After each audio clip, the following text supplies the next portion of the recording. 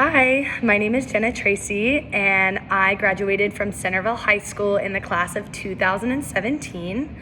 Upon my graduation, I attended Northern Kentucky University, and I majored in marketing and minored in Spanish language studies, and I also had the privilege of being on their track and field team. When I graduated from Centerville, I had taken the AP Spanish exam. I had actually gotten a good enough grade that I received a lot of credits towards, to put on my college transcript.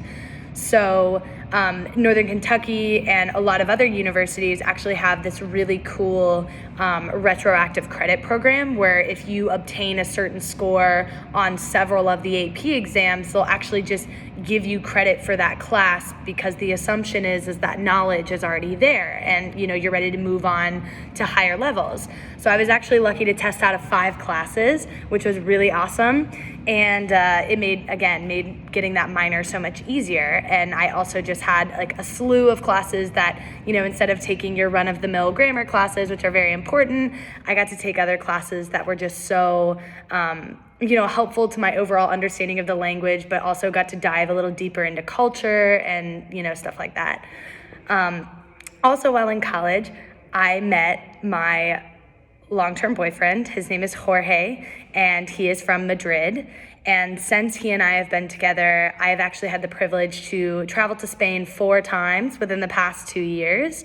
And obviously, having that knowledge of Spanish has made things a lot easier when it comes to communicating with his family, his friends, going to the supermarket, just, anything like that. Obviously, having that knowledge and being put into that country has made the culture shock, go down a little bit, and has also helped me, just be a more functioning human being while I'm over there.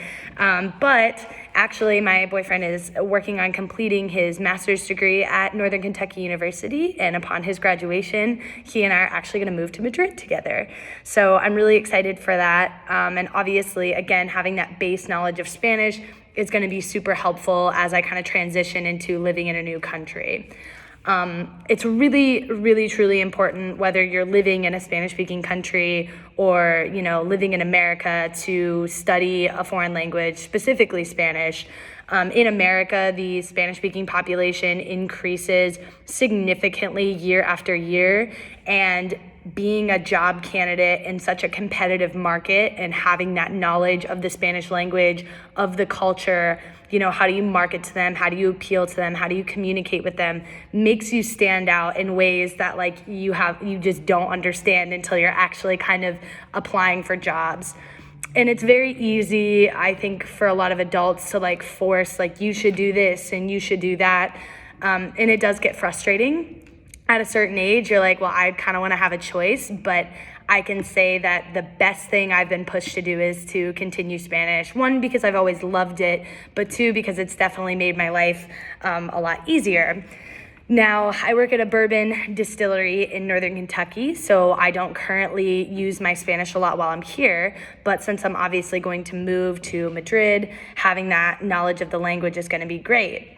Also, a lot of, Spanish-speaking countries, their business enterprises are being moved more towards a English-speaking direction. They need people that speak English.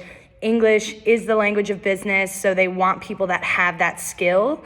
But, going to Madrid, they want a fluent English-speaking candidate. But they also want somebody who is fluent in Spanish as well. So you can't just know the English and then, get by. You have to know both. So fortunately, I have that knowledge. My degree supports it. My experience supports it. And now I should have a lot easier of a time finding a job in a market that's extremely competitive. And, they are kind of limited on jobs over there. So hopefully that will, make me a more standout candidate since obviously I'm fluent in English. And now I've had the pleasure to become fluent in Spanish as well. Again, my best advice to offer and really to encourage is to not look at learning the language as a chore or something you have to do, to actually look at it and try and enjoy it, because knowing Spanish has given me opportunities that I would have never imagined.